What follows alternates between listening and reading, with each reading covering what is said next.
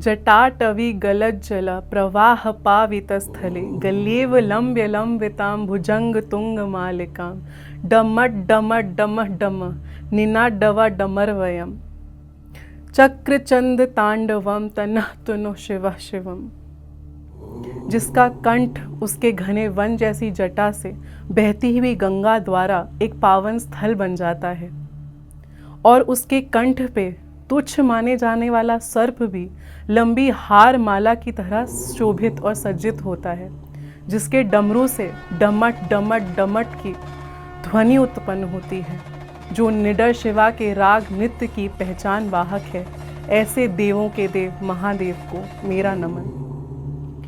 अयि गिरि नंदिनी नंदित मेदिनी विश्व विनोदिनी नंदनुते गिरिवर विंध्य शिरोध निवासिनी विष्णु विलासिनी जिष्णुनुते भगवती हेशिति कंड कुटुंबिनी भूरि कुटुंबिनी भूरि कृते जय जय जय महिषासुर मर्दिनी रम्य कपर्दिनी शैलसुते। हे हिमालय राज की कन्या, विश्व को आनंद प्रदान करने वाली, नंदीगणों को पूज्य, गिरिवर विंध्याचल के शिखर पर निवास करने वाली, भगवान विष्णु को प्रसन्न करने वाली, इंद्रदेव को पूज्य, महादेव की अर्धांगिनी, विश्व के विशाल कुटुंब का संचालन और उसको संपन्नता देने वाली, हे महिषासुर का संहार करने वाली, अपने लंबे केशों की लता से आकर्षित करने वाली पर्वत की पुत्री, तुम्हारी जय हो जय हो जय हो। नमस्कार प्रिय दोस्तों और हमारे निष्ठावान दर्शकों, आप सभी का मैं बहुत अभिवादन करती हूँ। आप सभी सोच रहे होंगे कि मैंने अभी अभी शिव तांडव स्तोत्रम और महादुर्गा स्तोत्रम के प्रथम श्लोकों का उच्चारण और उनका अर्थ क्यों साझा किया। करना ही था क्योंकि मौका भी है और दस्तूर भी। हम हर साल महाशिवरात्रि को धूमधाम से मनाते हैं और इस पावन पर्व की भव्य रात्रि पर पिरामिड स्पिरिचुअल सोसाइटीज़ मूवमेंट द्वारा महत ध्यान आयोजित किया जाता है, जिसका निर्वहन और संचालन हमारे परम गुरु और मित्र ब्रह्म ऋषि पत्री जी करते हैं। महाशिवरात्रि भारत का एक मुख्य त्यौहार है जो पूरे वर्ष की सभी शिवरात्रियों में सबसे बड़ी और सबसे महत्वपूर्ण है। इसको उत्तर भारत में फाल्गुन और दक्षिण भारत में कृष्ण पक्ष की चतुर्दशी तिथि के समय मनाया जाता है। ये उत्तर और दक्षिण भारत के वर्ष पंचांग में चंद्रमास की तिथि का ही अलग अलग नाम रूप है, परंतु इसका जश्न हम सभी एक ही दिन मनाते हैं, जो कि फाल्गुन और माघ यानी फरवरी अथवा मार्च के महीने में ही पड़ता है।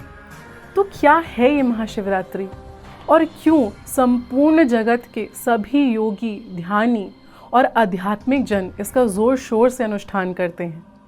आध्यात्मिक गृहस्थों के लिए ये शिव और शक्ति का संपूर्ण मिलन है और योगियों के लिए ये शिव, जिनको आदि योगी भी कहा जाता है, उनके हिमालय से एक हो जाने का प्रतीक है।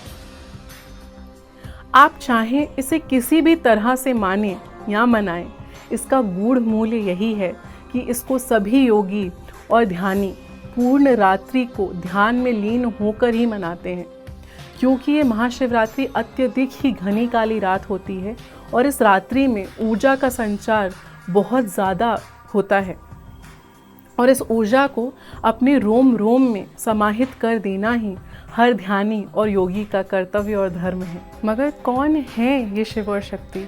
कौन है ये दिव्य आत्माएं? शिव वो गर्भ है जहाँ से संपूर्ण ब्रह्मांड अस्तित्व में आता है और शिव ही वो रसातल है जहाँ पे संपूर्ण ब्रह्मांड पुनः समाहित हो जाता है। शिव शून्यता है, वे प्रकाश नहीं अपितु अंधकार हैं। शिव रिक्त भी हैं और भौतिक द्रव्य भी। वे मानव रूप में संपूर्ण ब्रह्मांड को अवशोषित करने वाले महास्वामी हैं। वह शक्ति का अस्तित्व का स्रोत, शक्ति का अंश और स्वयं शक्ति ही है। शक्ति अपने आप में संपूर्ण जीवन और जीवन सार है। शक्ति के बिना ये दुनिया मातृत्व और संचालन विहीन है। उनके बिना इस दुनिया का कोई अस्तित्व नहीं। शक्ति ही शिव के गर्भ का सामर्थ्य और उनके अंधकार का प्रकाश है। शक्ति ही शिवा के अनंत रूप का अंत और आदि भी है। अगर शिव पुरुष रूप में सत्व है तो शक्ति उनकी प्रकृति रूप में रजस। शिव पुरुष रूप में निष्क्रिय है और शक्ति प्रकृति रूप में सक्रिय। शक्ति एक संपूर्ण कोशिका रूप में इस संसार का स्पंदन है। शक्ति शिव का अंश भी है और शिव भी है। यही है शिव शक्ति का विराट अर्धनारीश्वर रूप, जो इस संपूर्ण जगत के पिता और माता हैं। शिव और शक्ति इस जगत के माता और पिता हैं, इस जगत का संचार है।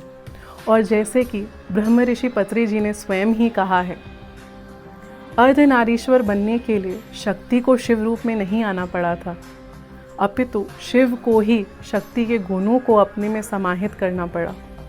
यही शक्ति रूप है और यही है महाशिवरात्रि का सार। शिव शक्ति का गृहस्थ आश्रम में प्रवेश करना ही स्वयं में ध्यान है। पुरुष और प्रकृति से ही ये विश्व संचालित होता है और प्रकृति की प्रेरणा से ही पुरुष को इस संसार में निर्वाण मिलता है। शिव के समस्त रूप हमारे लिए भोगी से योगी बनने के प्रेरणा स्रोत हैं। तो आइए हम इस पावन पर्व को, महाशिवरात्रि को पत्री जी की मधुर बांसुरी के साथ ध्यान में लीन होकर धूमधाम से और पूरे आनंद के साथ मनाते हैं। आपसे विदा लेने से पहले मेरी एक छोटी सी गुजारिश, हर बार की तरह PMC हिंदी के साथ बने रहिए। अगर आप ऐसे ही तन, मन और आत्मा को तृप्त करने वाले चलचित्र देखते रहना चाहते हैं तो कमेंट, लाइक और सब्सक्राइब करना मत भूलिएगा और बेल बटन ज़रूर दबाइएगा। नमस्कार।